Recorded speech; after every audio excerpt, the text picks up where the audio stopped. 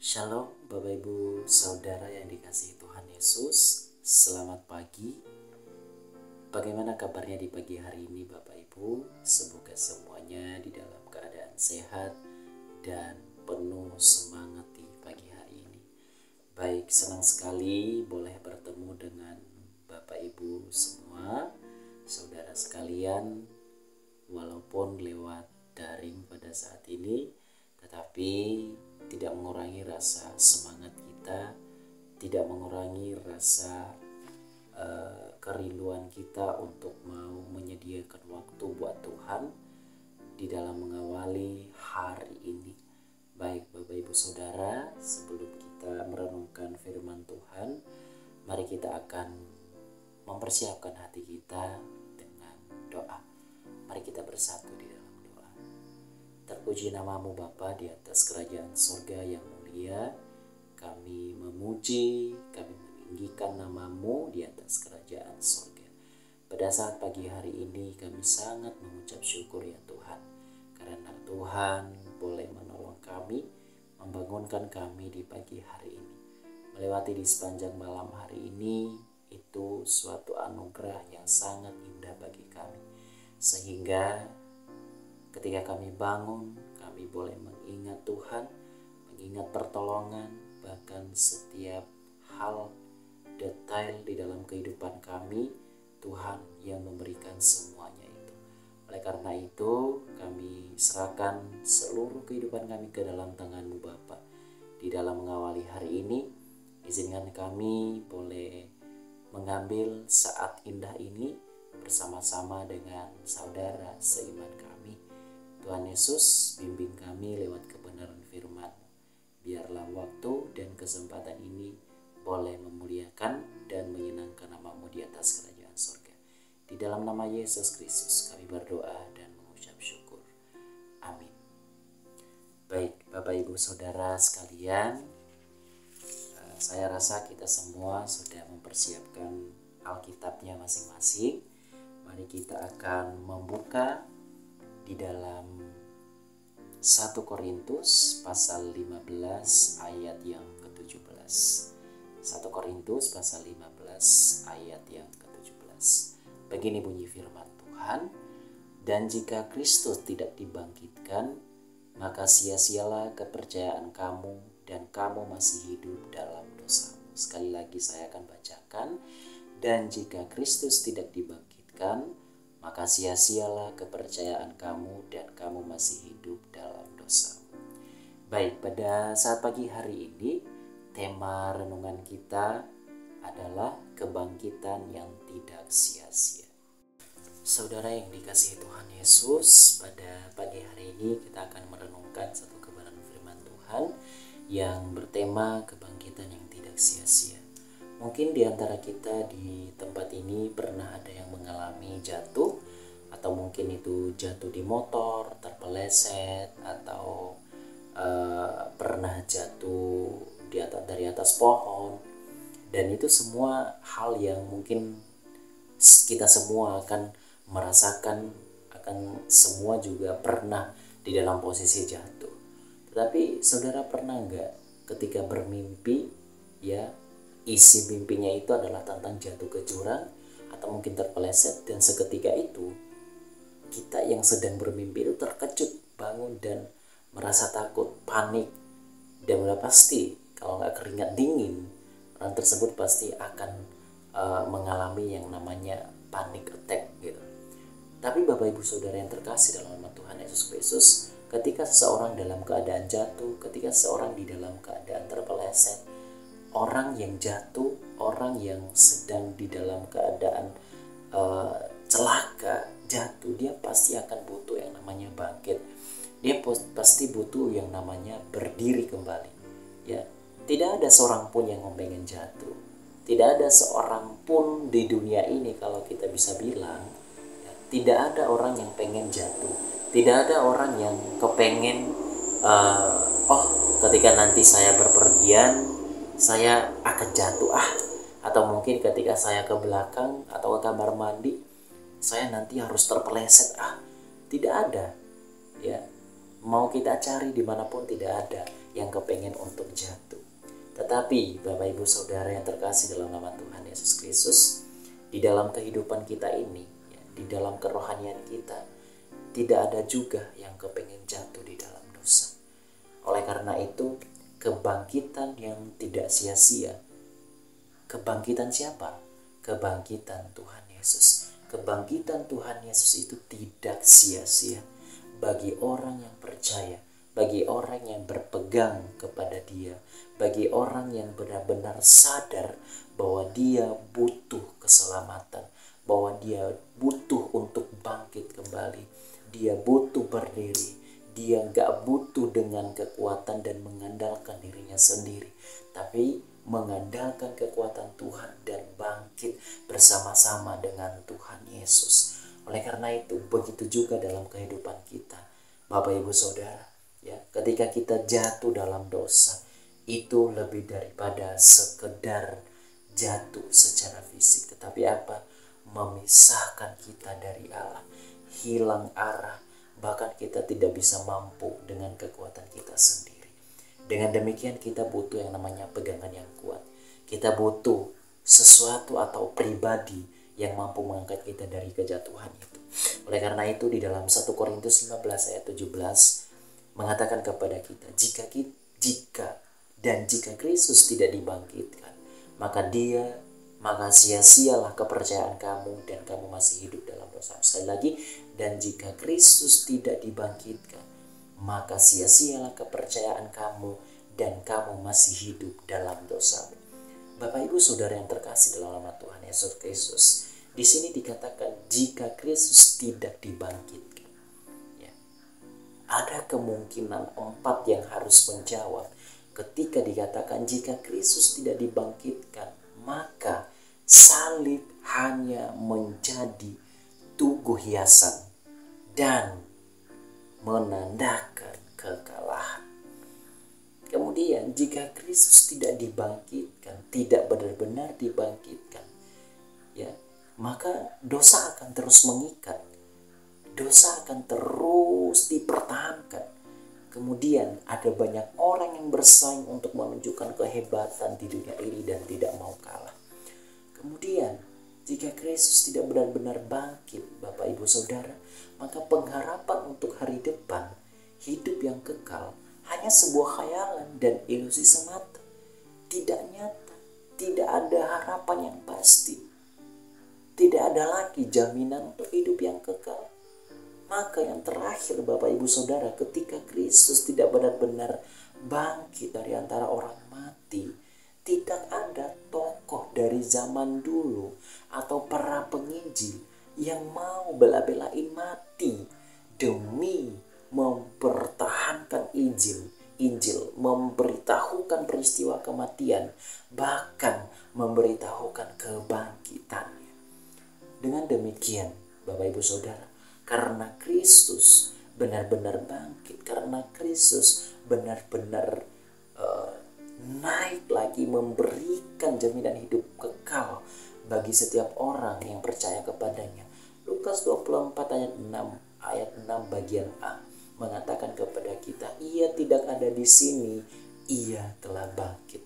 Kemudian disupport lagi di ayat 1 Korintus 15 ayat 4 sampai 6. Di situ dikatakan ia telah dikuburkan dan bahwa ia telah dibangkitkan pada hari yang ketiga sesuai dengan kitab suci, bahwa ia telah menampakkan diri kepada Kefas dan kemudian kepada kedua belas muridnya.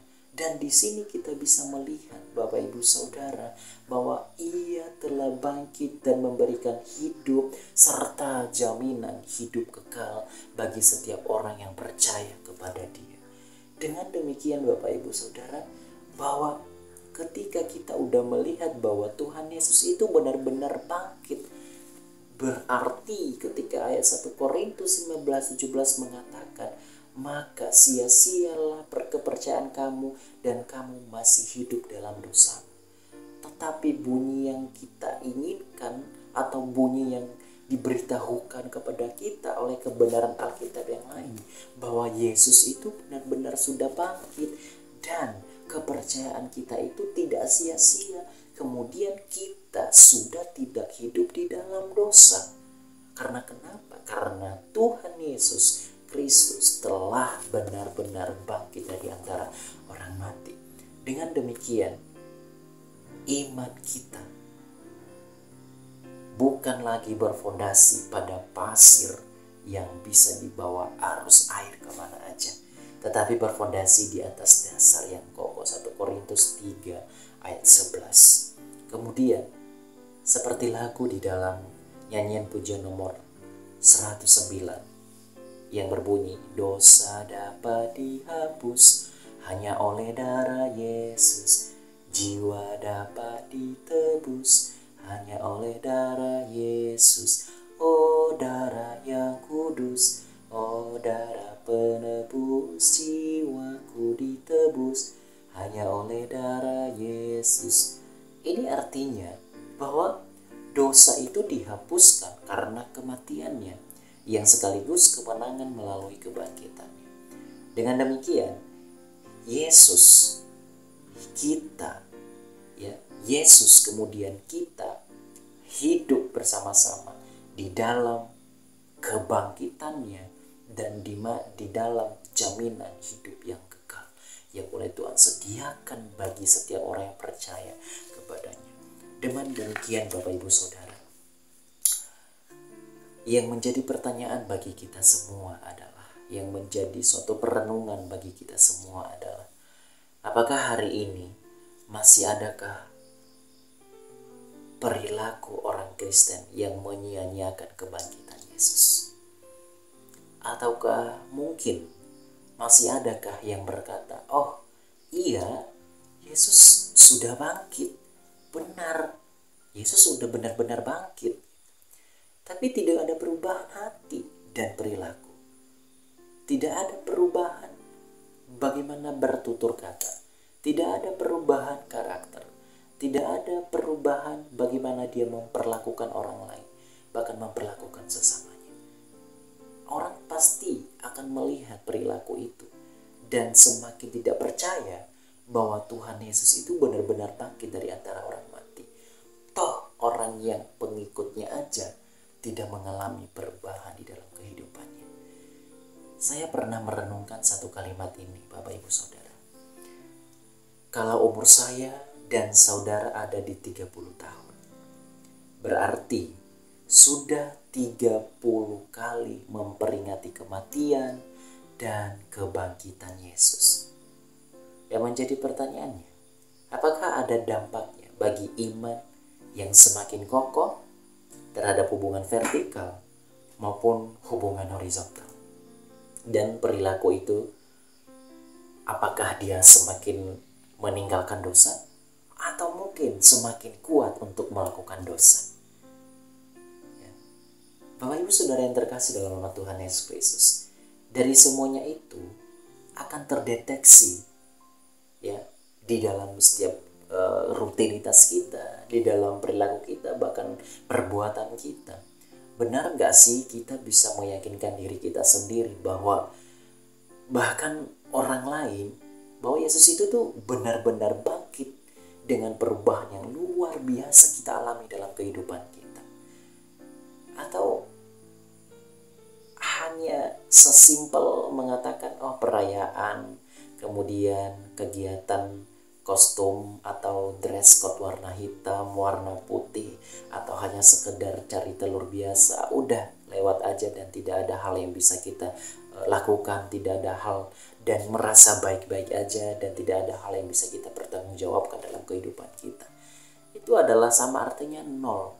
Makanya di ayat yang telah kita baca tadi, dasar firman Tuhan kita, kalau Kristus tidak benar-benar bangkit, maka sia-sia kepercayaan. Di dalam artinya ternyata Yesus benar-benar bangkit dan tidak sia-sia lagi kepercayaan kita, dan kita sudah tidak lagi hidup di dalam dosa. Tetapi bagaimana dengan orang Kristen yang udah mengaku mengikut Kristus, merayakan kebangkitan, memakai dress code hitam, mencari telur dan lain sebagainya? Apakah ada perubahan yang bisa disalurkan kepada sesama, yang bisa disalurkan kepada saudara seiman, kepada orang-orang yang belum mengenal Tuhan Yesus? atau mungkin dalam keluarga. Itu yang menjadi poin penting di dalam kebangkitannya. Makanya dalam tema kita, kebangkitan yang tidak sia-sia. Kebangkitan Kristus memang gak sia-sia, ya, memberikan jaminan hidup kekal bagi yang percaya kepadanya. Tapi bagi setiap orang yang mengikut Tuhan Yesus, harusnya bukan hanya menjadi seorang pengikut yang suatu saat yang kadang-kadang hilang mood, kemudian sudah tidak lagi merasakan yang namanya kebangkitan Tuhan Yesus. Artinya Bapak Ibu Saudara, nggak ada lagi drama malas ibadah, nggak ada lagi drama yang mengatakan mengeluh di dalam kehidupannya, nggak ada lagi drama bikin ulah yang enggak. Ya. Karena kenapa? Dia sudah mengalami perubahan. Karena hidup itu adalah baru. Hidup kita itu adalah harus kita memberikan yang terbaik kepada Tuhan. Dari setiap apapun yang kita lakukan dalam kehidupan kita, semuanya harus boleh benar-benar menandakan bahwa Tuhan Yesus sudah bangkit. Sudah tidak lagi kita hidup di dalam dosa. Saudara, anak kecil kalau habis mandi itu, orang tuanya melarang dia untuk bermain kotor lagi. Benar apa betul? Itu apa artinya Bapak Ibu Saudara? Bahwa ketika kita sudah dibersihkan, ketika kita sudah mengalami yang namanya kebangkitan Tuhan Yesus, nggak bakal kembali ke hal itu lagi. Tetapi memiliki perubahan yang signifikan, mengalami perubahan yang luar biasa. Karena kenapa? Anak kecil yang baru mandi itu apa? Dia udah bersih, segar, harum, dan sudah ganti baju. Sama dengan kehidupan kita ketika kita mengalami yang namanya kebangkitan Tuhan Yesus, tidak sia-sia dalam kehidupan kita.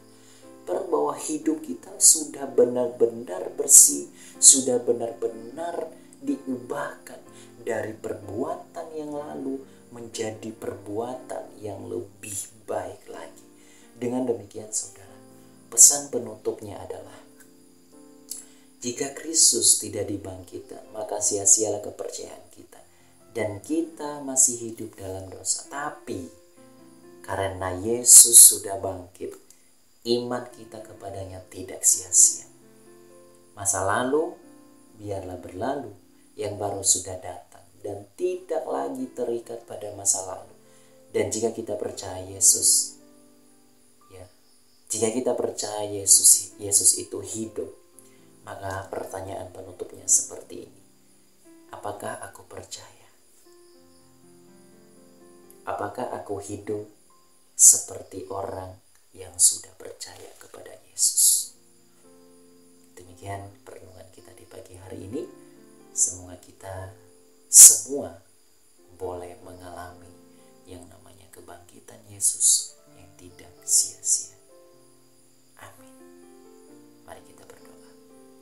Terpuji namamu Bapa di atas kerajaan surga yang mulia.